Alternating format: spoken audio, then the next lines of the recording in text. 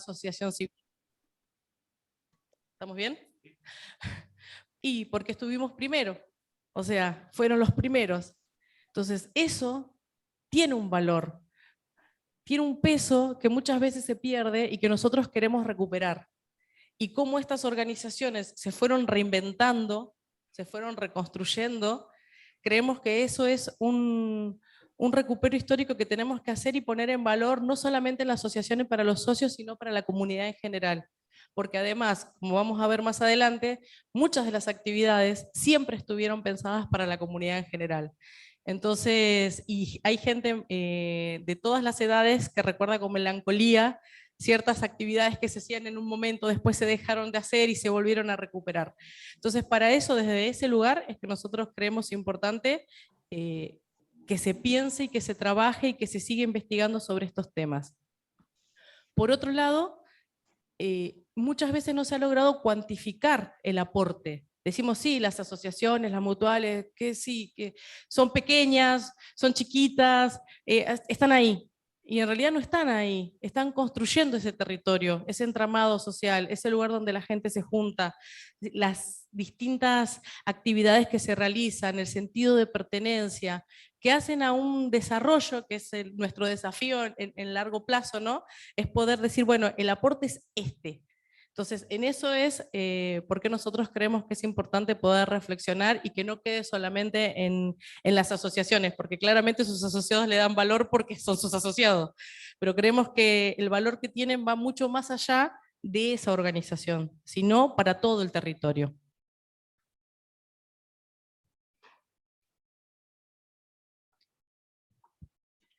Bien, un poquito para poder avanzar y poner en números, ir dimensionando la importancia que tuvo cada una de estas asociaciones en el territorio.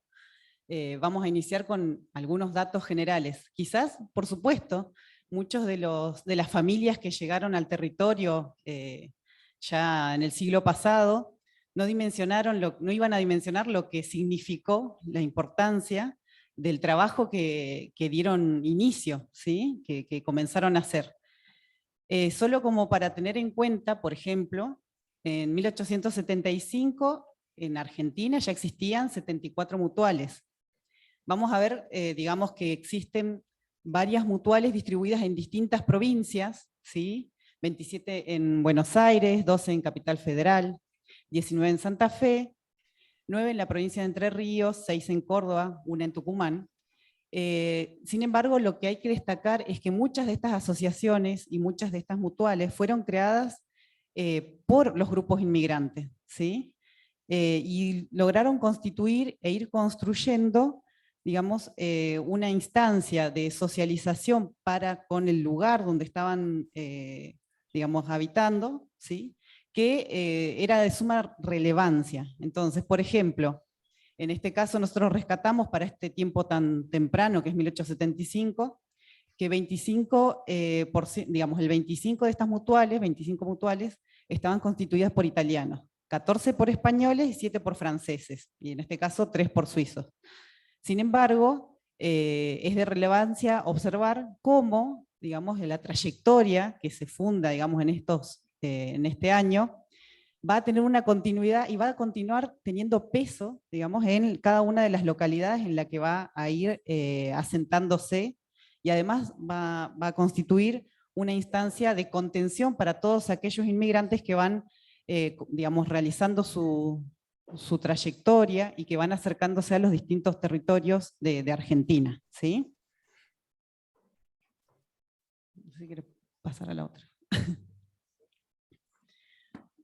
Por eso tomamos aquí la referencia o el dato que desde 1875 hasta 1910 ya funcionaban 659 mutuales, ¿sí? O sea, de 74 pasaron a ser muchas más, ¿sí? 659 con más de 200.000 asociados, ¿sí? Socios, en realidad. Entonces, como para tener en cuenta la importancia que iba adquiriendo la organización, también hay que considerar el número, digamos, de inmigrantes por cada una de las nacionalidades. Y en este aspecto, tanto la nacionalidad española como la nacionalidad italiana fueron, digamos, las de punta, en el sentido de que fueron las de relevancia en este territorio. A nivel general, digamos, desde 1885, teniendo en consideración los censos, el censo del 85, el del 12 de 1920, podemos observar, digamos, la cantidad de extranjeros que teníamos en el territorio. ¿Sí? Acá, en términos bien generales, lo estamos pensando en Argentina, no solamente en Patagonia. ¿Sí? Entonces, tenemos en 1885, el 70% de la población era de origen extranjero, pero un 15% pertenecían, digamos, a españoles y un 6% a italianos. Y en el 1912 tenemos un 40%, ¿sí?, de los extranjeros que son españoles y los italianos un 5%. Así se nota, digamos, la relevancia y la importancia que tienen estos grupos en cada uno de los territorios.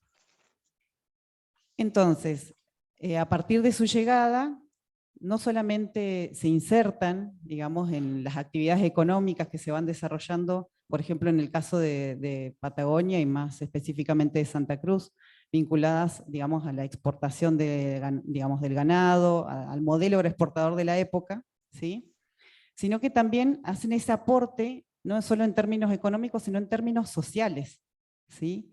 Habilitan instancias de socialización, habilitan instancias que les permiten compartir, no solamente a la comunidad, digamos, perteneciente a esa misma sociedad, sino también, digamos, para con otros habitantes digamos, de las localidades. Entonces, encontramos, por ejemplo, en el caso del mutualismo en Santa Cruz, que la primer mutual que se constituye en el territorio nacional es la mutual de Socorros Mutuos Unión y Fraternidad, ¿sí?, perteneciente específicamente a la sociedad italiana, en 1904, el 10 de noviembre de 1904. Sin embargo, de manera, digamos, muy cercana, la Sociedad Española de Socorros Mutuos hace lo suyo, constituyendo una organización en 1906. ¿Sí? En este sentido, cabe rescatar que en aquella época nosotros no teníamos, digamos, lazos tan estrechos, institucionalmente hablando, digamos, con cada una digamos, las cabeceras o las capitales. ¿Sí? Entonces el territorio, si bien tenía un nivel de autarquía, requería también una serie de cuestiones o una serie de resoluciones para demandas específicas que tenían que ver con la educación, que tenían que ver con las cuestiones sanitarias, y fueron estas organizaciones las que fueron cumpliendo ese rol en el territorio. ¿Sí? La importancia que tienen las organizaciones, como las mutuales y después también las asociaciones relacionadas con el cooperativismo, fue justamente que suplieron ese rol y suplieron, digamos, pudieron ir resolviendo las demandas o hicieron todos los esfuerzos posibles para responder a demandas a las cuales el territorio, digamos, y el gobierno nacional no podía, digamos, responder. Así que en realidad se rescata muchísimo la importancia de estas asociaciones. Y ahí ya seguimos con más detalles respecto de este tipo de funciones con Karina. Bien, hasta acá lo que nosotros intentamos mostrar es primero el crecimiento poblacional que se fue dando en la provincia, ¿sí?, con estos 3 censos, y cómo se mantenía una relación muy importante en términos de las personas que migraban. Y cómo estas organizaciones, en esa lógica, nucleaban a estas personas, las hacían sentir parte, les daban contención, y bueno, y también vimos que en algunos momentos, ante guerras o ante situaciones bélicas que se generaban en Europa, cómo repercutía también en las organizaciones, y cómo estas organizaciones daban un fuerte posicionamiento sobre la paz, ¿sí?, sobre tratar de colaborar, se ponían a disposición. Entonces veíamos hasta también una relación muy fuerte con lo que iba pasando en este periodo histórico en Europa. Después, ¿qué actividades empezamos a ver que existían? Acá tenemos 2 recortes, el de la izquierda lo obtuvimos de un expediente de la municipalidad, y el de la derecha de la Unión, donde las organizaciones, en este caso las 2 primeras, la italiana y la española, difundían sus actividades. Entonces nosotros empezamos a ver la sociedad española tiene más información, tiene libros que han sacado, entonces es más fácil acceder a cierta información sobre qué tipo de actividades. La primera que yo puse, porque creo que tiene un peso muy importante, era el tema de la atención médica, ¿no? Que era algo fundamental en la época porque no lo brindaba nadie. Y me parecía como exquisito cómo se difundía, que se ponía en el diario, que se publicaba y se decía tal día llega, y ya toda la comunidad estaba esperando la llegada del médico. Que a veces hoy estemos en la misma situación no habla bien de nosotros, ¿sí? Pero que en ese momento fuera de esa forma habla muy bien de la organización. O sea, el rol, no ponerse al hombro la salud de las personas cuando todavía no teníamos infraestructura, equipamiento, el territorio como tal no podía brindar el Estado ese servicio, es un rol fundamental. Entonces, cuando yo digo, si pienso en desarrollo, y acá empiezo a jugar un poquito con los conceptos, si yo pienso en desarrollo, uno de los temas más importantes en el desarrollo es la salud. Y que las organizaciones de esta naturaleza se lo ponían al hombro y buscaban la forma de resolverlo, me parece un tema más que interesante para profundizar, ¿no? Bueno, la actividad teatral, por gusto la puse segunda, en realidad lo que generó esta asociación en particular, casi todas las mutuales trataron, pero esta en particular, lo que fue para Río Gallegos, al día de hoy se sigue escribiendo, al día de hoy se sigue recordando, o sea, tiene un rol que no tuvo otra organización en el territorio. Y el tipo de actividades que tenían, acá no sé si se logra ver, pero ahí habla de la compañía Zarzuela y la opereta española, o sea, venían, traían, tenían un nivel de rotación, pasaban por diferentes lugares del territorio y era una movida que creería que ni siquiera tiene hoy la provincia. O sea, a ese nivel de desarrollo. O sea, con eso es donde digo el aporte. O sea, después fue muy difícil y ninguna organización, ni siquiera el Estado en ninguno de esos niveles, con los planes que tiene, lo logró desarrollar con esa experticia.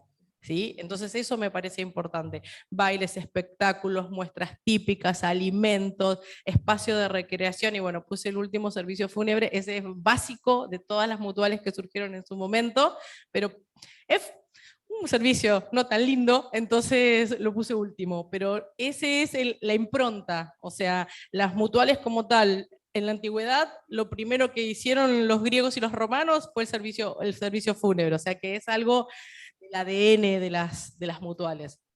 Por el otro lado, la italiana a mí me resultaba interesante los recortes que planteaban y la gente recuerda los bailes y las kermés, o sea, se ve que tenían como una impronta muy fuerte del festejo, claramente, y también cenas, actividades de recolección de fondos para socios que pudiesen estar necesitando. Entonces ahí también hay otra actividad que se relaciona con lo que podría después haber tomado el Estado, ¿sí? Que tiene que ver con la distribución de los recursos.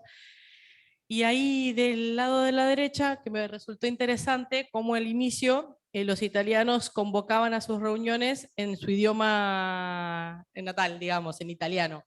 Entonces, cómo eso después se fue modificando con el trabajo de las generaciones que ya estaban en el territorio. Hoy, el mutualismo hoy en Santa Cruz. Hoy, si nosotros tuviéramos que caracterizarlo, tenemos 24 mutuales activas en toda la provincia de Santa Cruz. Hay 6 suspendidas, que esas podrían llegar a reactivarse, y de las 24 se distribuyen de esta manera. 15 están en Río Gallegos, una en Caleta Olivia, una en Piedra Buena, 2 en Pico Truncado, una en Puerto Deseado, 3 en San Julián y una en Puerto Santa Cruz. ¿Sí? Este sería la foto de hoy, literalmente de hoy, porque lo verificamos ayer en las bases de información para no errarle si se había surgido alguna más que no la tuviéramos registrada. Al día de hoy en términos literales. Si bien las próximas 2 filminas no son muy lindas visualmente, hay algunas cosas que queremos compartir y por eso las trajimos. Trajimos el nombre de las 24 mutuales, porque queremos compartir con ustedes algo que creemos. Fíjense, se mantiene la 1, se mantiene la 2, la 3, la 4, la 5, la 6 y la 7, que son española, española, española, española. ¿Sí? Se mantienen. Eso habla de un cambio, que lograron el cambio generacional, que hay muchas organizaciones que no lo logran.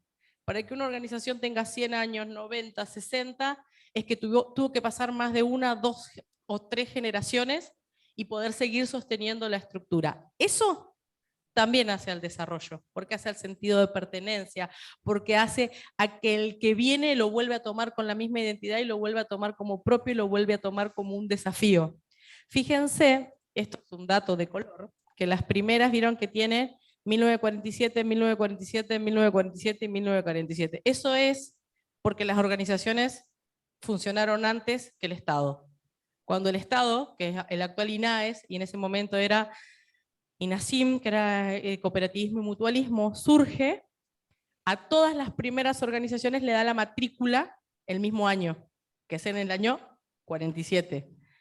¿Sí? Pero en realidad el movimiento mutual empezó 50 años antes, y por eso es que no hay que perder de vista que en realidad acá el Estado llegó después que las organizaciones.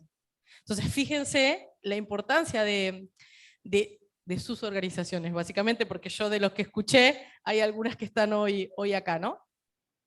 Y después del 50 empiezan a aparecer, porque en el 48 también está el Centro Gallego, también está la Asociación Chilena. Fíjense que las organizaciones que se generan hasta el 50 se relacionan mucho con el lugar de procedencia. Españoles, italianas, chilenas. De hecho, anteriores hubieron croatas, o sea, hubieron de otras que también estamos investigando y que ni siquiera tenían relación con Santa Cruz, sino que ya eran patagónicas y estaban del lado de Chile y del lado de Argentina, que también es un tema bastante interesante para seguir profundizando.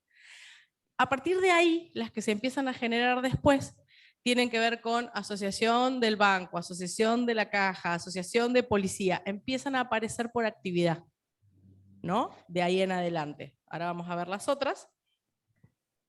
Acá, fíjense que sí empiezan a haber organizaciones que se formaron y desaparecieron, porque pasamos de la 36 a la 49, de la 49 a la 51, o sea, los números que faltan son mutuales que se fueron dando de baja. Y aparece una que me parece importante señalar, la italiana, fíjense que si bien se crea en 1904, logra su matrícula porque hubo un periodo que casi no funcionó en el 57 recién, en términos de matrícula.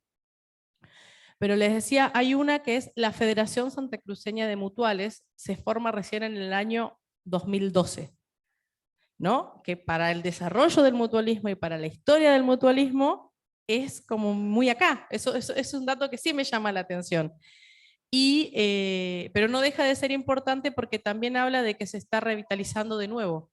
O sea, si se arma una federación, significa que las mutuales están juntándose o que les surgió la necesidad, podríamos ver por qué, de utilizar una estrategia que es básica y que es fundamental y que las españolas la tienen por territorio, porque en realidad es una federación. Entonces, pero en Santa Cruz surgió recién hace muy poquito, menos de 10 años. Entonces, y la última que se arma en el año 2019, como mutual. Entonces, aparecen mutuales que ya no tienen esta lógica que es por población, sino que ya tienen una lógica que tiene que ver más con la actividad donde se desarrolla.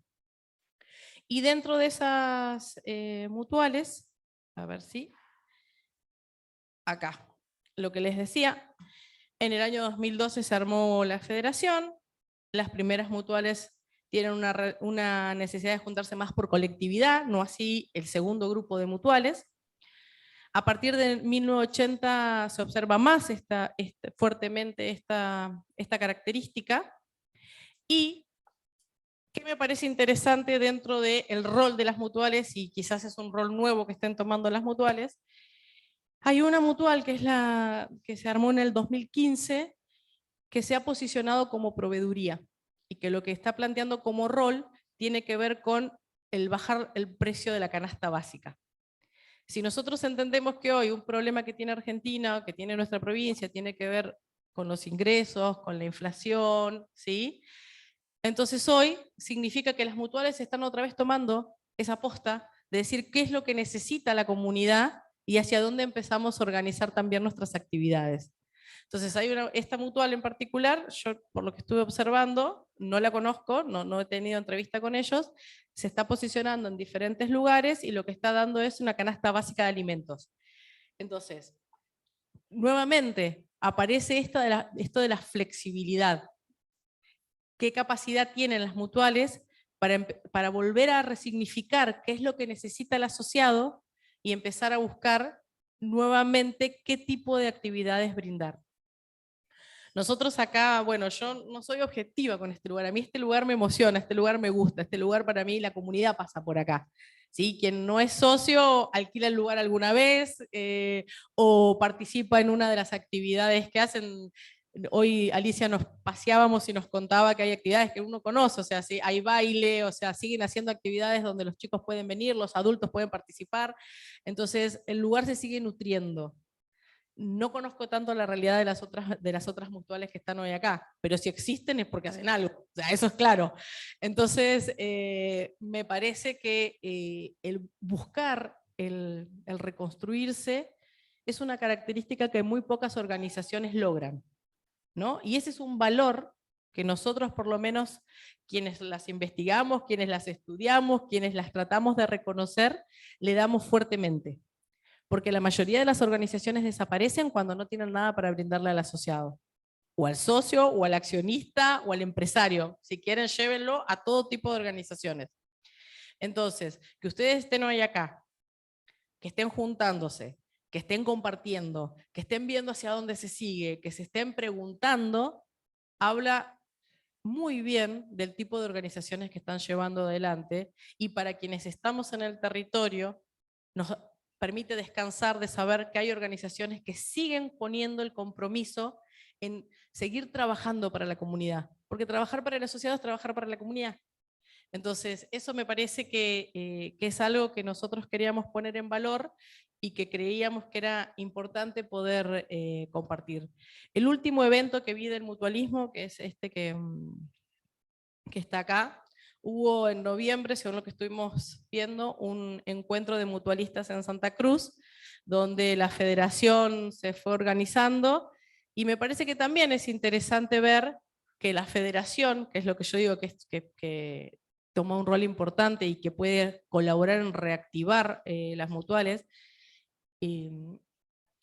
se ponga a discutir cuáles son las necesidades de las mismas mutuales en Santa Cruz, ¿sí? Cómo pueden potenciarse, cómo pueden trabajar en conjunto, y creo que estos son pequeñas señales que permite pensar que el mutualismo todavía tiene mucho para dar. ¿Sí? Porque hubo un momento en Argentina, no solamente pasó en Santa Cruz, hubo un momento en Argentina que el mutualismo quedó como el que estaba y no se armaba nadie más. O sea, era como en un status quo bastante extraño, y con los profesionales en las materias charlábamos que nos parecía raro que por qué no se estaban armando mutuales, o sea, si no hay más necesidades, si no existen, o qué pasó, y en realidad creo que fue un momento de mucho cambio. ¿Por qué? Porque tuvieron un rol tan fuerte antes del Estado, tan fuerte y tan poderoso, que el reconstruirse también era un desafío. El decirse, bueno, ¿dónde nos ponemos? ¿Qué actividades seguimos haciendo? ¿Cómo trabajamos con nuestros afiliados que ya no tienen ese sentido quizás de pertenencia de España y que ya también son argentinos? ¿Y de qué forma vamos trabajando los nuevos desafíos que tiene el mutualismo, sea por actividad económica, sea por nacionalidad? O sea, ¿qué rol empezaba a tener ese mutualismo? Y creo que hoy, lentamente, con mucho esfuerzo y con una unión bastante interesante de generaciones más grandes que se quedaron comprometidas y que le siguen poniendo el cuerpo, pero por el otro lado con generaciones más jóvenes, se está generando ese cambio que no solamente necesita el mutualismo, sino que necesita nuestro territorio, porque ceder ese espacio sería algo realmente negativo para todos nosotros.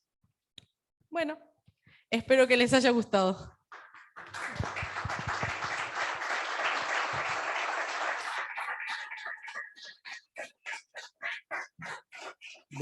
Les cuento. Hola, hola, hola, hola. Les cuento que la Federación Regional de Sociedades Españolas no es mutual, pero nuclea en su gran mayoría mutuales. Por eso en cada evento, ahora estoy viendo ahí, aquí me dicen que el representante de INAE, a quien ahora después le voy a presentar a las autoridades, está presente, porque bueno, en distintos congresos invitamos a gente de INAE, porque bueno, la principal problemática que tienen es la documentación con el INAE. Y ustedes recién hablaban de reinventarse, del recambio generacional. Bueno, es algo que la federación viene pregonando desde años, se va logrando. Bueno, están conectados en internet. Ya es, bueno, y hay mucha gente joven, a ver, yo digo, está la camada joven de nuestra edad. Bueno, ya cuando antes se hablaba por ahí de 80 años, ya hemos mejorado. Hay presidentes, que yo estoy pensando en el de Médanos, ¿tiene? ¿30 tiene? No llega. Martín Rodríguez del Club Español Tres Arroyos, 30 y pico. O sea, presidente estoy hablando. Hay instituciones españolas de socorro mutuos que hoy son todos los integrantes son mujeres, todas. También es un tema importante. Yo mientras alargaba a la gente que está conectada, comentaba que estaba conectada una de las dos mujeres que entraron en la federación cuando está Jaime de Mateo, hace como 30 años. O sea, las dos primeras, bueno, una está conectada hoy, en comisiones totalmente de hombres, en congresos totalmente de hombres. Bueno, hoy tenemos también, bueno, es otro de los cambios que se han ido produciendo. Y uno de los temas que nos cuesta, y esta federación siempre pregona, es el tema de para qué estamos. Ustedes también lo dijeron, que hay que reinventarse, hay que buscarle la forma. Ustedes hablaban de proveeduría, tenemos una institución que tiene proveeduría, tiene farmacia propia, la única que conocemos. Su principal ingreso es la farmacia, estoy hablando de Necochea, tiene proveeduría. O sea, hay instituciones que han ido adaptándose, porque muchas veces uno no sabe para qué está en la realidad. Y bueno, la mayoría en cultura, pero bueno, hay 3 hospitales, bueno, la gente de Comodoro que representa al Centro Asturiano y a la asociación tienen un hospital. ¿Alguna otra particularidad de alguna institución? Bueno, los 3 hospitales son Bahía Blanca, Tres Arroyos y Comodoro, ¿no? Pero digo, alguna cosa así distinta como proveeduría, alguien que tenga. No. Bueno, Plotier, el Centro Español de Plotier, tiene un equipo de básquet que, bueno, ahora por la pandemia creo que no sé si está jugando, pero ha llegado a jugar en la segunda división del básquet. Y Sí. bueno, centros culturales, No, hay instituciones que tienen convenios. Creo que ustedes tienen algo también de educación, ¿no? Centro Asturiano. Sí. Bueno, nosotros nos ponemos a total disposición. El programa de desarrollo de la economía social está conformado por contador, licenciado en administración, ingeniero. Yo soy técnica en cooperativas y licenciada en economía, además de mi formación en desarrollo, aprendidas de historia. Tenemos gente de comunicación. O sea, es un grupo que trabaja para colaborar con el sector. ¿Sí? Y nosotros desde la universidad a veces hacemos capacitaciones, otras veces hacemos charla, pero también trabajamos con las organizaciones si lo necesitan. Entonces estamos a total disposición. Alicia tiene todos nuestros contactos y nos ponemos a total disposición porque creemos que este sector tiene mucho para dar y estamos convencidos de eso. Entonces, desde el lugar que nosotros podemos aportar, que es desde la UNI, que es desde donde trabajamos, estamos a total disposición. Esperemos que no lo comentamos mucho, pero la posibilidad de digitalizar y hacer un repositorio de esta mutual, que fue un proyecto que se aprobó y la pandemia nos cortó en el medio y no pudimos empezar y estamos empezando este año, ponga en valor, y lo que queremos hacer es ese recupero histórico desde la economía social, no solamente desde la organización, sino de lo que implica una mutual en la economía social, y tener ese repositorio para que la comunidad no pierda esta historia, ¿sí?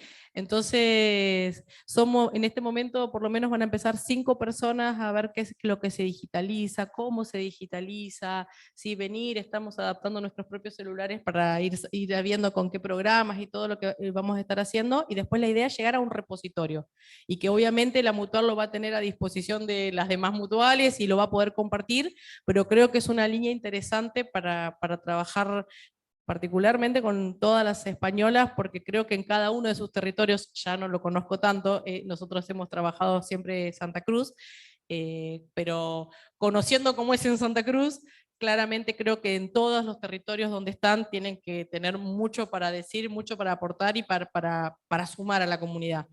Entonces, si después esta experiencia es exitosa, vamos a poner a disposición el procedimiento, cómo se hace, de qué manera, para que lo puedan ir pensando. Pero además, si necesitan un asesoramiento porque se les generó un problema, porque tienen un problema con el cambio de normativa del INAES, porque también estamos a disposición. Por lo menos capaz que una cosa básica le mandamos por mail, hacemos una videoconferencia y les podemos dar una mano sin ningún problema. Mario. Discúlpeme un segundito, justo iba a hacer eso, Héctor, iba a preguntar si alguien de los que están conectados remotamente quería hablar. Bueno, ahí veo que Héctor Somovilla, que es de Tres Arroyos, y es también integrante de la federación. Bueno, hablando de jóvenes dirigentes, también está Héctor, estoy viendo a Guillermo Mercado, también ahí de Neuquén. Y bueno, Héctor, adelante. Bueno, muchas gracias, buen día para todos, un placer estar conectados desde Tres Arroyos, felicitaciones a los organizadores desde este congreso y a todos los que están ahí presentes, muchas gracias por representarnos también. Perdimos la primera parte de la charla, no pudimos escuchar quiénes eran las disertantes, que voy a pedir después que me pase los datos Mario. Quería comentar, muy interesante lo que han expuesto en el diagnóstico, en el análisis de la historia y en la propuesta para seguir construyendo, coincido plenamente. Es muy importante esto que han hecho ustedes de investigar y recopilar la historia de las instituciones, porque obviamente que es la base para poder, en principio, justificar por qué todavía estamos acá y también a partir de ahí empezar a crecer. Estoy participando en la mesa local de la economía social, representando al Club Español de Tres Arroyos y representando a la Federación de Sociedades Españolas acá en Tres Arroyos. La coordinadora es Adela Cornú. Hace 2 años que estamos trabajando juntos. Fue muy interesante y lo comparto porque ahora escucho que lo nombraron también. Fue muy interesante porque nos encontramos en entidades culturales, con, por ejemplo, entidades bancarias como el Banco Credit Coop, que es un banco cooperativo, que tiene ayudas y tiene otro pensar respecto a lo que es una entidad bancaria. Nos encontramos con las cooperativas eléctricas, con las cooperativas de agua, nos encontramos con fundaciones, y nos encontramos también con un montón de instituciones que tienen que ver plenamente con lo social y con el trabajo de pequeños productores. ¿Qué quiero decir? Que estos encuentros de mutuales, y cuando hablábamos mutuales nos costó mucho tiempo entender que ya mutual no era solamente brindar un servicio de salud o farmacia como en el origen entendíamos, el mutualismo pasaba por otro lado. Entonces, que nosotros hoy podamos estar ofreciendo un espectáculo cultural a un barrio de la localidad de Tres Arroyos, sin cobrar un cachet, sino buscando el encuentro, la forma de transmitir nuestra cultura, estamos logrando una alianza, estamos haciendo un trabajo de socorro mutuo, de acompañamiento, que no solamente tenía que ver con la salud, como en principio creíamos las instituciones de socorros mutuos. Lo venimos analizando muchas veces con Mario desde la Federación, que ya el mutualismo y el socorro mutuo pasaba por otro lado. Por eso coincido, y con esto quiero cerrar porque se va a hacer muy largo, en que hay que hacer un análisis de cuál es la necesidad de nuestra comunidad hoy, qué necesita hoy la sociedad de nosotros para poder empezar a hacer para seguir siendo ese espacio donde que ya no supliera el Estado, pero sí acompañarlo. Contenemos a jóvenes y adultos, cumplimos una cuestión, un fin social increíble en la comunidad, pero sí es cierto que para poder seguir muchos años más necesitamos encontrar qué necesita la sociedad de nosotros y lograr una verdadera apertura de nuestras instituciones. Lo que nos ha pasado muchas veces era que éramos instituciones muy cerradas en nosotros mismos, y la apertura fue lo que nos logró estas alianzas con otras instituciones y poder crecer todos juntos. Felicito a las chicas por la exposición, coincido en la flexibilidad, en encontrar nuestros nuevos horizontes sin perder el sentido por el que fuimos creados, en nuestro caso, representar la cultura española en territorio argentino. Por eso tenemos fiestas populares en la Plaza España, para reivindicar nuestras fiestas, pero esas fiestas es imposible si no las hacemos en una alianza con el municipio. Ahora hicimos una alianza con otra institución que trabaja temas de discapacidad, como para que juntos poder también que la fiesta crezca, pero abriendo un poco juego también al resto de la comunidad. Así que, como dijo Mario, venimos hace mucho tiempo trabajando en la renovación generacional.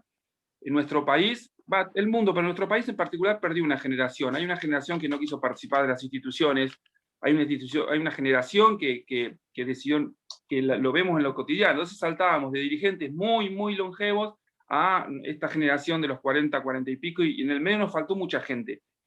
Es importantísimo ahora seguir trabajando en eso que venimos planteando siempre, la renovación generacional, para que toda la experiencia de nuestros mayores dirigentes la podamos transmitir a la gente que viene detrás nuestro trabajando. Así que gracias, excelente la disertación y gracias por este espacio.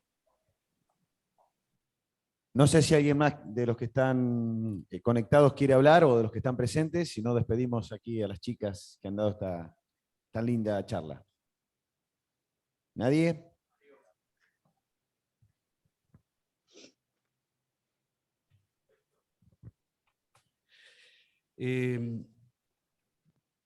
Me parece que soy Raúl Estrada del Centro Asturiano de Comodoro. Me parece que el tema pasa por... Mario había comentado recién, ya no alcanza con participar.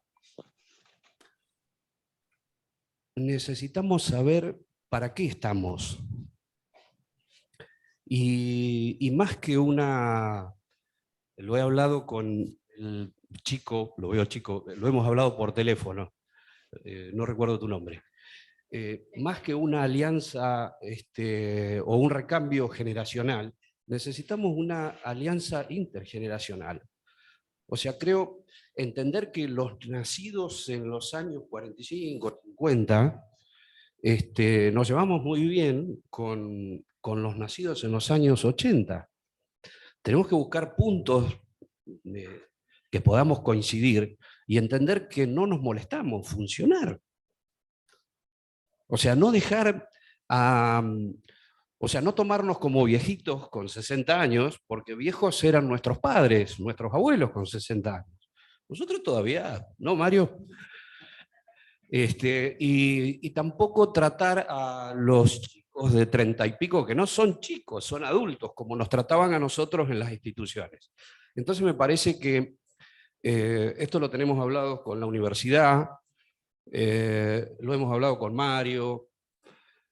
Es importante que nos ayuden desde algún lugar a buscar puntos de encuentro entre dos generaciones que nos necesitamos. No correr los del 60 o 70 para un costado y que vengan los de 30. Nos tenemos que entender y necesitamos que alguien nos ayude a eso, porque no sabemos cómo hacerlo.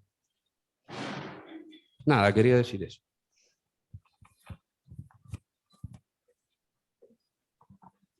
Cuenten con nosotros para lo que necesiten, incluido si fuese necesario trabajar este tema tan interesante que no le pasa solamente a este tipo de organizaciones, hoy le está pasando a varias, ¿sí? Y tenemos que empezar a encontrar los caminos para lograrlo.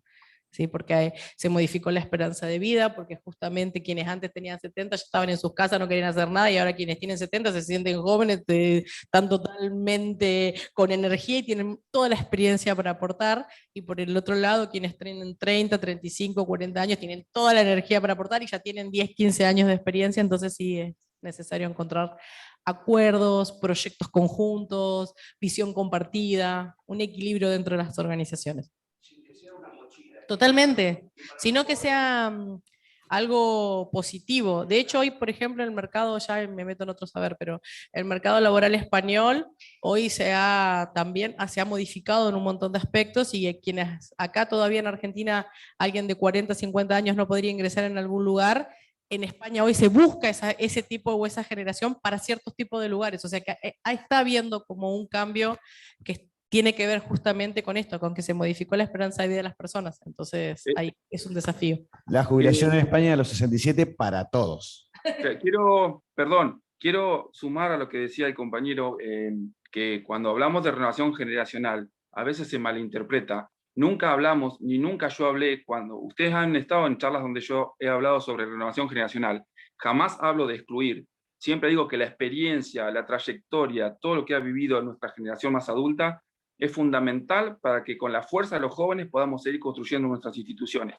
Pero también sabemos, haciendo autocrítica, que muchas de nuestras instituciones no permitían la participación de los jóvenes en la toma de decisión y lugares donde se puedan formar como verdaderos dirigentes. Entonces, siempre que yo hablo de renovación generacional, hablo justamente, como dice el compañero, de inclusión, de encontrarnos todos juntos, entendiendo que necesitamos a la gente joven participando con sus nuevos puntos de vista, con sus nuevas propuestas, que a veces son muy distintas a las nuestras. Digo la nuestra porque Mario acaba de decir, nuestro actual presidente es 14 años menor que yo, Y tenemos distintos pensamientos. Y también me cuesta a mí entender esa nueva generación, y tengo 45. Entonces, siempre y acompaño lo que dijo el compañero, de que siempre hablamos de incluir, no de destruir a nadie, al contrario. Quería aclarar eso por las dudas si se malinterpretaba.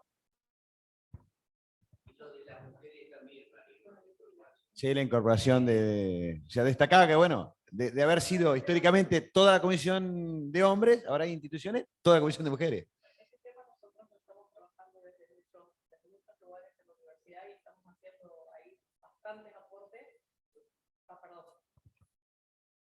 Estamos haciendo bastantes aportes. Empezamos ahí con el cooperativismo. El cooperativismo de servicios públicos está en punta, está planteando un debate bastante interesante en el tema de género, porque ¿quién era socio de una cooperativa de servicios públicos? De luz. No son los dos. Entonces, ¿quién era socio? Generalmente Entonces los beneficios sociales los recibía el varón. Entonces hay toda una discusión de por qué, si en realidad es una familia, entonces llámese 2 varones, un hombre, una mujer, 2 mujeres, o sea, la que fuese. Entonces hay todo un debate en este momento y se está buscando alternativas cooperativas de servicios públicos muy interesantes que están dando respuesta a esta problemática. Entonces desde ahí venimos trabajando también fuertemente porque, bueno, tenemos un sesgo femenino en el equipo, somos muchas mujeres y es un tema que nos resulta interesante cómo están cambiando las organizaciones, porque están cambiando, o sea, ya eso está trascendiendo las culturas de las organizaciones y es interesante, pero bueno, son muchos temas y vamos de a poquito, ¿sí? Ahora sí, muchísimas gracias para que no se demore el evento y gracias por su atención. Muchas gracias, muchas gracias. Despedimos a la doctora, perdón Mario, despedimos a la doctora y a la profesora. Damos paso a una entrevista. Seguidamente invitamos a la periodista de nuestro medio, licenciada Mariana Cabezuelo, quien dialogará con María Montserrat Urgel y Oria, vicepresidente de esta casa anfitriona, en Crónica de una inmigrante vasca. Adelante, por favor.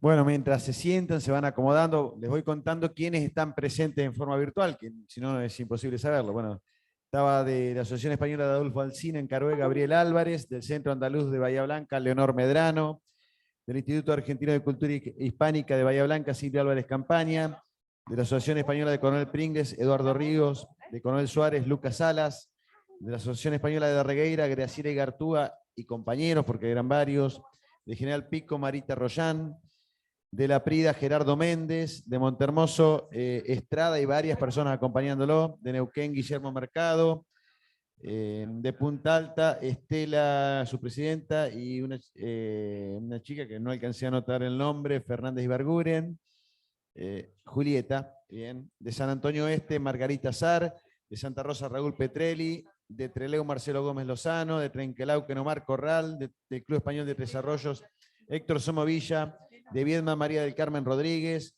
Betina Riestra de Zapala, Ángel Capa, ex canciller del Consulado General de España, integrante de esta federación, está conectado. Y después, bueno, hay 2 personas que, si pueden decirnos, mientras se van preparando las chicas, quiénes son o saber a qué entidad representan, se lo agradecería, o escribirlo en el chat, que son Miguel Ángel, dice nada más en la conexión, y Neil Will. Si nos pueden decir quiénes son, así los podemos nombrar por el chat o por aquí, estaría perfecto. ¿Cómo estamos? ¿Estamos bien? ¿Estamos listas? Aquí el maestro de toda la tecnología, ¿qué dice? ¿Está listo? ¿Necesita el micrófono también? Bueno, ahí los dejo.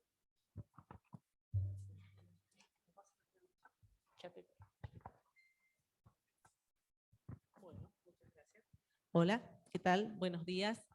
Bueno, en primer lugar los saludo a todos los presentes aquí en forma presencial y también a la participación virtual, y agradezco a Alicia, en este caso también a convocarme para realizar esta entrevista a María Montserrat Urgel y Oria, que no es nada más ni nada menos que la vicepresidenta de este centro y que tiene una interesante historia de inmigración para contarnos.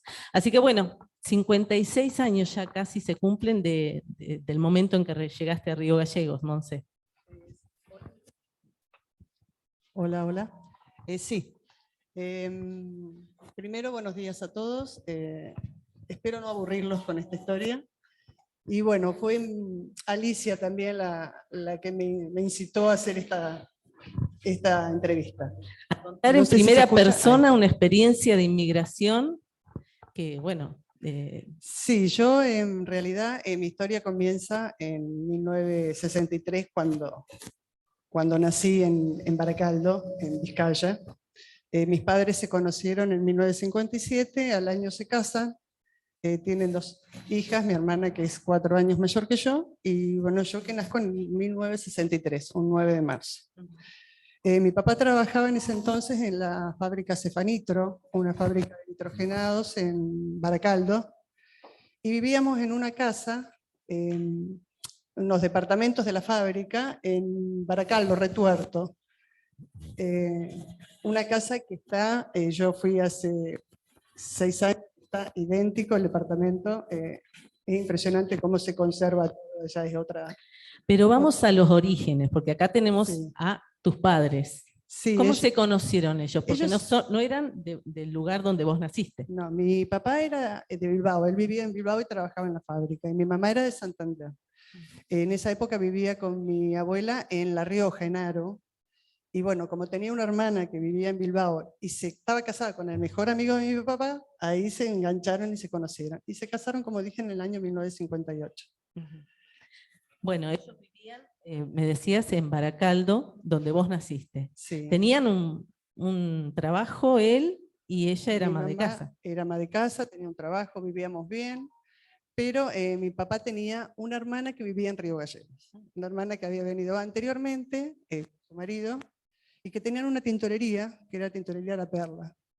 Entonces, hablando con su hermana, le dice que por qué no nos venimos un par de años, porque en esa época en Gallegos era la ciudad, digamos, económicamente la gente avanzaba. Entonces dijo, venite un par de Tintorería años. La Perla, ¿dónde se ubicaba acá en En Río Gallegos? calle Córdoba, entre lo que es Avenida Kirchner hoy y Avellaneda. ¿Y ellos en qué año habían llegado a Río Ellos Gallegos? habían llegado mucho antes, por el 50 más o menos, junto con la familia de la estación de Dios. Eran todos amigos, bueno, en esa época eran todos amigos acá. Claro, era realmente. muy chico Río Gallegos, vamos a decir. Sí, era un chico, era 1900. una ciudad de 5 cuadras.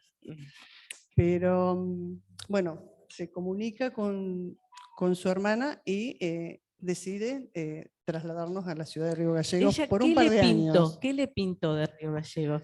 En realidad le pintó que era una ciudad donde trabajando y esforzándose un par de años podías hacer un futuro, podías tener tu casa, podías volverte a España, que fue la idea que siempre se aspiró y se respiró en mi casa, ya con un futuro mejor, un futuro para tus hijos, con una casa, con un auto, con un estándar de vida mejor que por ahí que Claro. un empleado o un obrero de la industria. Claro, que él trabajaba digamos que no tenía lo suyo, por ejemplo, un No, porque techo te digo, propio. trabajaba en una fábrica de nitrogenados, tenía su casa, pero era de la fábrica que le daba a los obreros, y mi mamá era dama de casa. Entonces, bueno, se vienen con ese propósito de volverse a los 2 o 3 años, venir, hacerse la América, como se Claro. decía, y volverse. Está bien. ¿Qué tenemos aquí? ¿Quiénes están? Esta soy yo, la que es chiquitita, y es mi mamá, mi papá y mi hermana la mayor, que tiene 4 años más que yo. Esto es en España, el año antes de venirnos, un año antes de venirnos para acá. Bien. Bueno, vamos a seguir. Acá Esa es mi casa. justamente el lugar donde vos vivías El allá en Baracaldo. tercer piso, el primero, porque ya no hay planta baja, primero, segundo y tercero. Esa es la casa donde vivía hasta los 3 años. Acá tenemos una imagen de Google, como se Sí, dice sí, porque ahora, está tal cual. googleada. Y está tal cual como vos la recordás. Sí, lo único que no estaba el jardincito, que había como un arenero donde jugábamos todos los niños. Y de Baracaldo, ¿qué nos podés contar? ¿Qué es un lugar como? ¿Qué clima tiene? Lo que pasa es que ha cambiado mucho. Baracaldo, yo cuando volví, porque volví varias veces con mis padres, era una ciudad industrial, una ciudad que encima está en un pozo, igual que Bilbao, porque están todos juntos, con Sestao, Bilbao, Baracaldo, Portugalete, y era una ciudad de fábricas, muchas fábricas, y era el río, el Nervión, era como un riachuelo nuestro, las fábricas, el humo, una ciudad gris. Cuando volví, después con los años, han hecho una limpieza impresionante, han hecho un museo, han limpiado el riachuelo, es una ciudad realmente muy linda. ¿Y de qué cantidad de habitantes hablamos? Vos sabés que no sé cuántos habitantes Pero ahora, es una pero ciudad grande. es una ciudad grande. No tengo idea, pero es una ciudad tipo Buenos Aires. Bien. Bien, y acá tenemos a ustedes ya la familia Ya completa ya en el embarcada. barco. Ahí ya estamos embarcados en el río Tunuyán, barco que apareció en la muestra de los barcos que tuvimos nosotros de la migración en un mes de mayo de 1966. Tuvimos casi 18 días en el barco y veníamos con una tía, otra hermana de mi papá, la tía Lola le decíamos. Mi mamá ya no está tan contenta, fíjate que ya no tiene la sonrisa. Le cambió la cara, Sí. la sonrisa no es la misma. Así que allí están embarcados. Allá estamos embarcados. 18 días de viaje. 18 días salimos de Vigo y llegamos a Buenos Aires. Ujú. Bueno, y de allí, de Buenos Aires, ¿cómo fue el periplo para llegar No, hasta en aquí? Buenos Aires estuvimos, hay un certificado que dice la fecha en que llegamos, un 29 de mayo, en el río Tunuyán estuvimos 2 días y tomamos el avión a Gallegos. No vinimos en barco como venía la mayoría de la gente en esa época. Un vuelo de 8 horas. Tuvimos 8 horas arriba del avión y aterrizamos, no en el aeropuerto de ahora, que es magnífico, aterrizamos donde está la UNPA, la Universidad Nacional de la Patagonia, sí, era el la Fuerza antiguo. Aérea, y aterrizaba un avión chiquito, no 300, 200 pasajeros como ahora. Y me acuerdo que era un 1 de junio, se ve que el desarraigo de mis padres fue bravo, pero se ve que yo tan chiquita me debe haber hecho algo, porque me acuerdo perfectamente cuando bajamos del avión. Raro, mamá ¿no? se Con quería 3 volver. años. Porque bajamos del avión un 1 de junio con una nevada hasta la rodilla. Terrible. La zona donde paraba y aterrizaba el avión era una zona alta, porque la facultad está en lo alto. Entonces veías la ciudad, que era 5 cuadras, nevada hasta la rodilla, un humo negro, porque no había gas, no Del había carbón. televisión, era todo carbón. Mi mamá venía de una ciudad donde tenía televisión, tenían gas en garrafa. A esto se quería volver ya en el avión. Claro, ahí le cambió la cara. Sí, sí, ahí, Totalmente. ya la van a ver. Bueno, y acá que tenemos Esta justamente es esta imagen la que ciudad recorre- de Río Gallegos en 1969. Esta es la cinta de carbón que transportaba el carbón a los barcos que lo trasladaban. Este carbón venía de Río Turbio y lo trasladaban ahí. Y es el carbón que usaban las casas de Río Gallegos. Yo me acuerdo que una de las tareas que me hacían cuando era chiquita era contar las bolsas de carbón, que eran 12. Me decían, vos contá 12 bolsas de carbón y lo ponían en la carbonera. En un lugar Eran las 12 específico. bolsas de carbón que llegaban para ¿cuántos Para la días? casa, uno compraba el carbón por 12 canastos. Sí. Y bueno, yo nunca pasé frío porque era chica, pero mis padres sí lo deben haber pasado, porque con este frío la estufa funcionaba mientras le ponías carbón. Claro.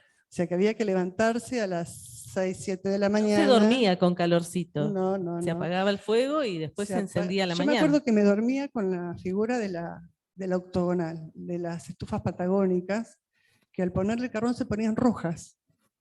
Vos veías en la oscuridad la forma de la estufa roja.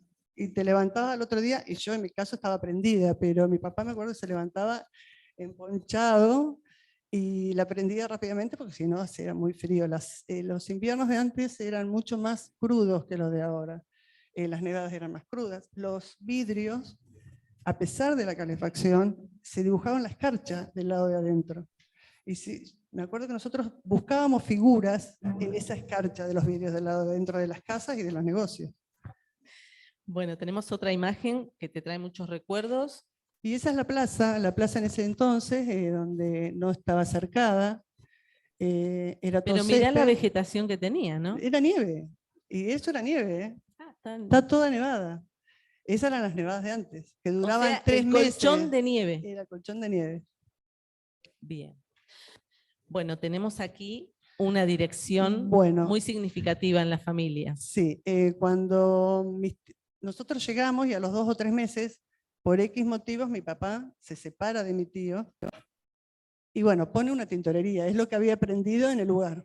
Y pone una tintorería, alquila acá nomás a 2 cuadras frente a la escuela número 1. Ahora está la panadería Santa Cruz. Y con el tiempo, que no fue mucho, en ese entonces se podía construir rápidamente, en menos de un año hizo esta propiedad que es la Casa del Vasco, como se le llamó, que fue nuestra casa materna, Que todavía la queda allí conservamos. en la calle, Mariano. Está en la calle Mariano Moreno, abajo estaba la tintorería, arriba fue la casa de la familia, y teníamos vecinos muy característicos. Uno de ellos era el doctor Benigno Carro, era el médico que me ha salvado más de una vez de alguna herida. Él vivía frente de casa, era un médico muy conocido, hoy la cooperadora lleva su nombre, y bueno, era vecino nuestro, hasta el año 76 que falleció. Allí están montando Ya está, ya inaugurada la tintorería, estamos nosotros, la familia, yo ya soy un poquito más grande, tenía 8 años ahí, y arriba se estaba terminando la casa de la familia. Esa propiedad sigue siendo de la familia. Sí, sí, sí. Allí viviste vos también, ¿no? Sí. Bueno, acá tenemos la tintorería y uno de los almanaques de la época. Claro, esos son los almanaques que se hacían en ese entonces, en el año 73, perdón. Y la foto dentro del negocio. Ahí están Ahí los yo, la cuatro. más chica soy yo, siempre, con Vinchita. ¿Y la mamá trabajaba en la tintorería también? Siempre ayudó a mi papá. Los dos se ocuparon de... Ella atendía al público y mi papá, bueno, estaba en las tareas de atrás. ¿Hasta qué año tuvieron la tintorería? Y cuando nosotros, el último año que trabajaron fue en el 83. Nosotros en el 82 con mi hermana, yo me fui a estudiar a la facultad y mi mamá quería, como toda la vida, volverse a España. Entonces en el 82 íbamos a viajar con mi mamá a España y bueno, se desencadenó la Guerra de las Malvinas. Y mi mamá decide quedarse con mi papá, que era el jefe de manzana, tenía que salir en cuando sonaba la sirena. Entonces nosotros nos fuimos con mi hermana en mayo del 82 a España. Y estuvimos hasta diciembre allá. Entonces mi mamá ese mismo año en diciembre nos volvemos porque no nos quedamos allá. Y mis padres deciden cerrar la tintorería, alquilarla e irse a La Plata con nosotros, que es donde fuimos a estudiar. O sea que ellos los acompañaron también como Ellos nos estudiantes. acompañaron, éramos los cuatro íbamos para todos lados, así que nos acompañaron a La Plata hasta que nos recibimos y nos volvimos. ¿Ella siempre mantuvo la esperanza de volver a establecerse en España? En mi casa siempre se respiró eso de es por un tiempito más. Bueno, vamos a ahorrar para volvernos. Mi papá no tanto, pero mi mamá siempre estuvo con la esperanza de volver. ¿Allá tenían una familia grande? O sea, Toda. Mi mamá es hija de 8 hermanos, una de las mayores, y mi papá otros 8 hermanos, que están más desparramados por el mundo. Hay uno en México, otro en Francia, pero eran muchos, ¿sí? Y acá, bueno, veía cartas, una muestra, digo, las cartas eran fundamentales en esa época, Y ¿no? todo era cartas, no había teléfono. Se escribían y demoraban un mes más o menos, 1 o 2 meses.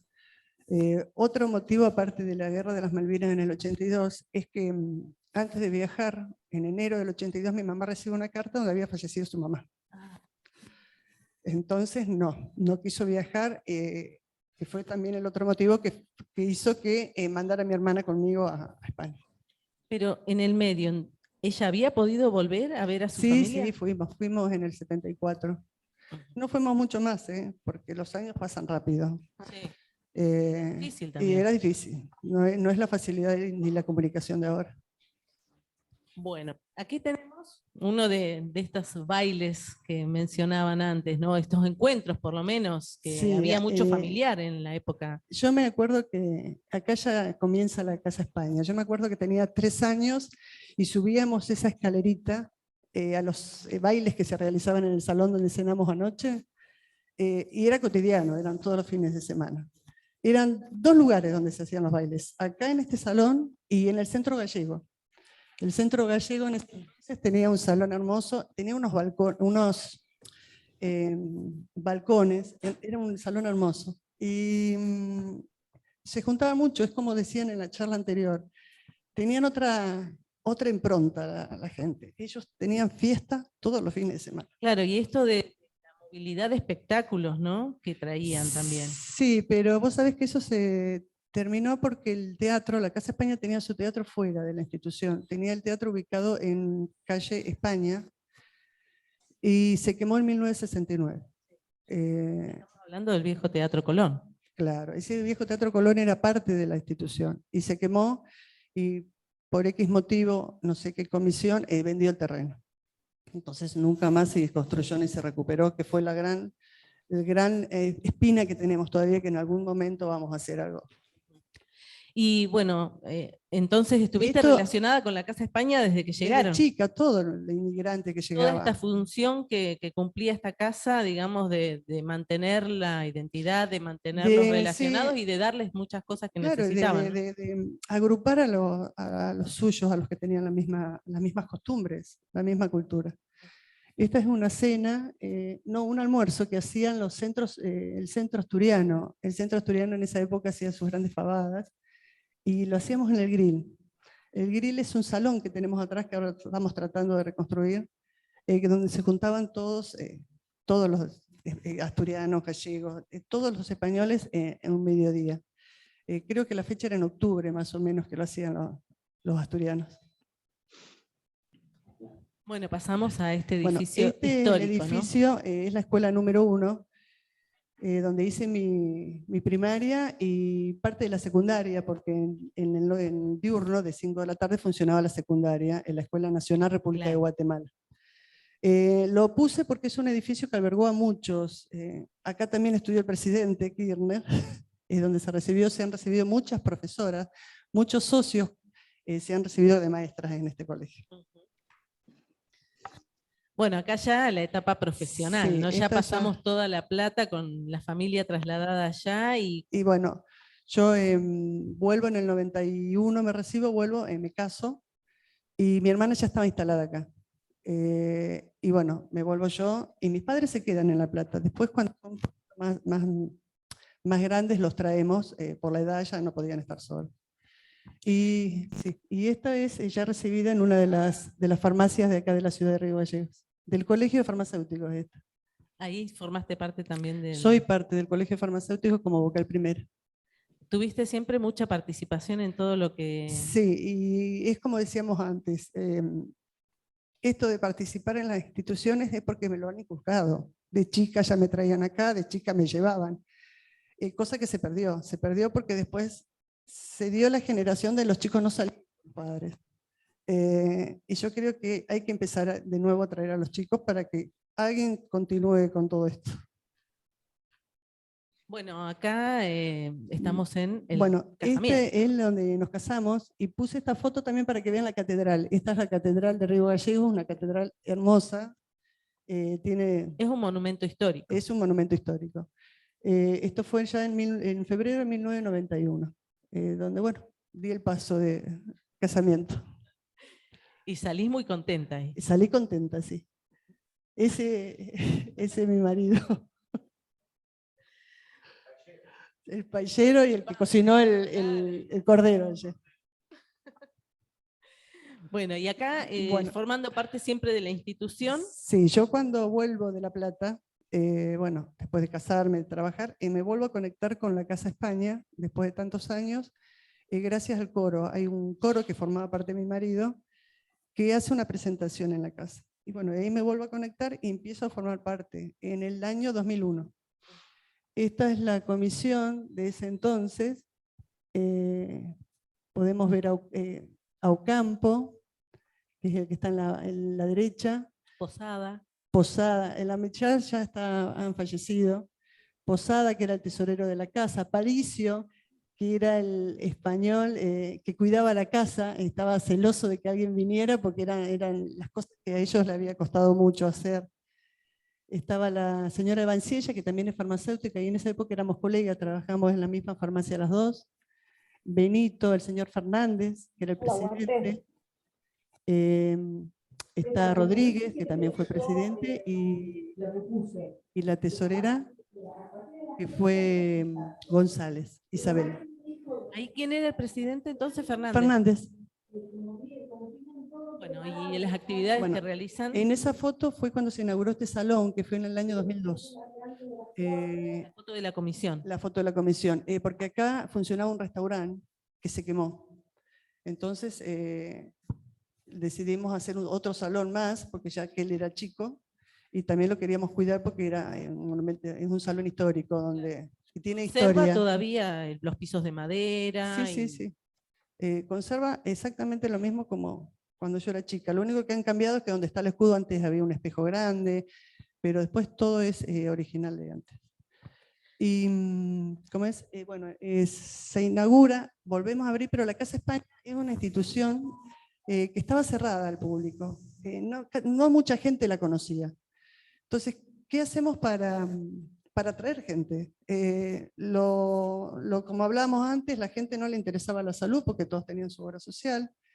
Entonces, creíamos que la cultura era la forma de atraer a la gente. Y bueno, había que hacer cultura. El coro hizo una zarzuela ese año, empezamos a traer profesores de flamenco, que venía una profesora de Punta Arenas, porque no es fácil. Y bueno, había que hacer, así que yo bailaba, no canté porque no tengo voz. Hacer cultura bailaba, y reconectarse con así, las raíces, ¿no? Todos los de la comisión hacían todo como para atraer gente. Y así fue como terminé bailando también. Bailando sevillana, como bailando jota en la próxima foto, y yo por supuesto lo llevo conmigo a mi marido. ¿Estas actividades continúan, digamos, del baile? Sí, sí, ayer hablamos de que hay varios talleres, hay danzas clásicas, ya es mucho más, más organizado, y bueno, ya vienen chiquititas, hay para niños, adolescentes, grandes, gracias a Dios, sí, y no podemos más porque no hay lugar, no hay espacio disponible. Pero por eso estamos intentando abrir otras. Bueno, y acá con Rubén, que te acompaña en todas, ¿no? Sí, él me acompaña, gracias a Dios. Cocina las paellas, todo. Bueno, seguimos con la danza, y acá en esta otra que viene. Bueno, acá es cuando hicimos la exposición de los barcos de la migración. Ahí está el barco en el que llegaron. Donde viene, Río Tunuyán. Que me emocionó mucho encontrarlo dentro de los ¿Cómo barcos. hicieron toda esta recopilación de los...? Estas son muestras itinerantes, que se le llama, que nos manda la Federación, gracias a la Federación. Son muestras realmente muy lindas, que ellos nos mandan, nosotros las exponemos por X cantidad de tiempo y después se los lleva a otra entidad.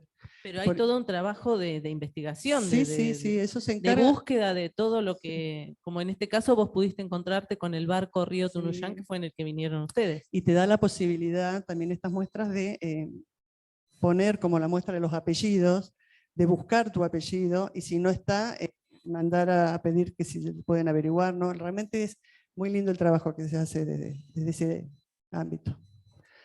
Bueno, y esto es mi familia, este es el final, son mis 3 hijos, mi marido, y esta es una foto actual. Y bueno, esta es la familia que formé, a muchos kilómetros de donde nací.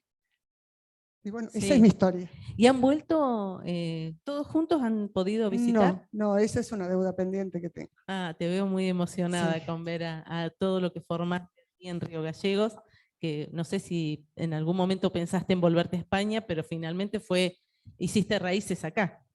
Son mis raíces acá, pero uno nunca pertenece acá y pertenece allá.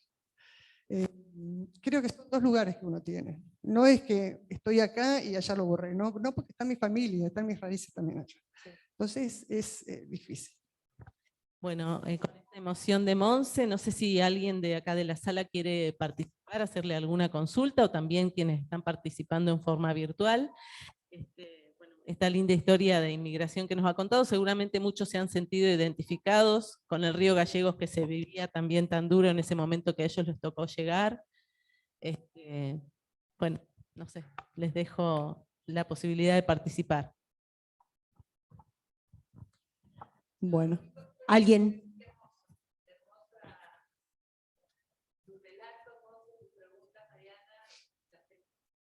Bueno, gracias, espero no haberlos aburrido. Bueno, pero esa es mi pequeña historia dentro de... No, pequeña, gran historia, imagínate que llegar aquí.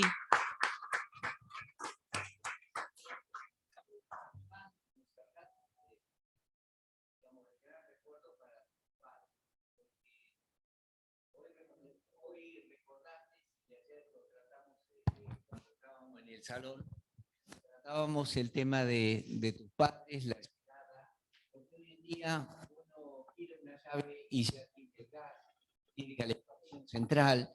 En ese momento de un lugar hermoso como España, frío, contrasta totalmente, contraste con eso.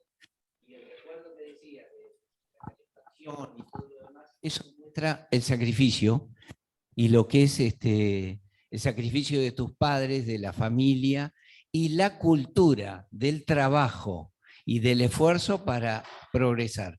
Ojalá que esa familia que vemos allí en la foto, que es la que ha formado hermosa familia, puedan regresar todos juntos para revivir un poquito la historia en España. Muchas gracias por tu relato. Ojalá. Hola, hola.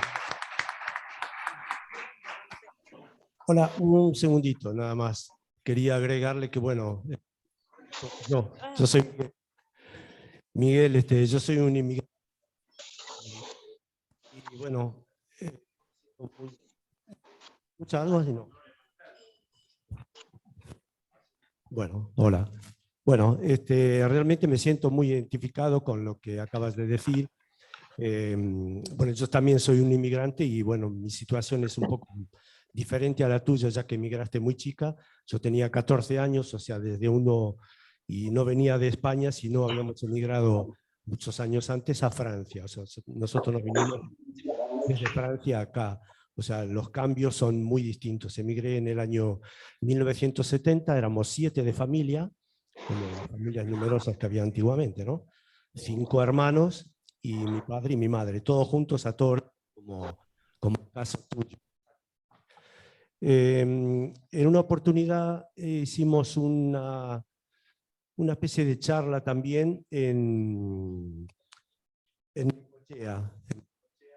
Bueno, habíamos mandado, creo que, derecho así, bien. De la falta de costumbre, uno como no es artista no maneja bien el tema de los micrófonos. Es así. Así que bueno, el hecho de emigrar significa que uno deja muchas cosas atrás. Y lo que veo es que la mayoría de los inmigrantes lo que hemos logrado es adaptarnos muy rápidamente a la situación. O sea, nos acomodamos a lo que tenemos en ese momento, de venir de un espacio muy distinto, como televisión, con otros tipos de eventos, vivir no con lujos, sino con mucha comodidad, a venir a tener ciertas falencias, algunos más, otros menos. Seguramente mi familia era muy parecida a la tuya, con un poder económico más o menos que nos permitía vivir sin necesidades. Pero el hecho de ser inmigrante no solamente es eso. O sea, uno con el tiempo aprende a tener una coraza que hace que uno deje cosas atrás y que eso permite seguir viviendo normalmente, porque no es fácil recordar lo que uno deja. Entonces, nosotros los inmigrantes, en la mayoría, nos formamos una coraza que nos permite seguir adelante, con alegría y eso. Y lo que hacemos en un momento es, como en este caso, juntarnos para poder tener cosas en común con la otra comunidad española. Y eso es lo que hace que se funden este tipo de sociedades, este tipo de sociedades, propiamente dicho, que hacen que para los inmigrantes y sus descendientes que lo sienten así, se sienten acompañados y menos solos. El hecho de haberlo hecho en un lugar que es el confín del mundo, en el hemisferio sur, es una cosa realmente muy relevante que no sé si muchas personas lo toman en cuenta de la epopeya que fue formar una institución como esta, como digo, en los confines del hemisferio sur. Entonces, bueno, me queda felicitarles y realmente acompañarte en tu relato y que, bueno, tenemos un sentimiento en común. Así. Bueno, muchas gracias.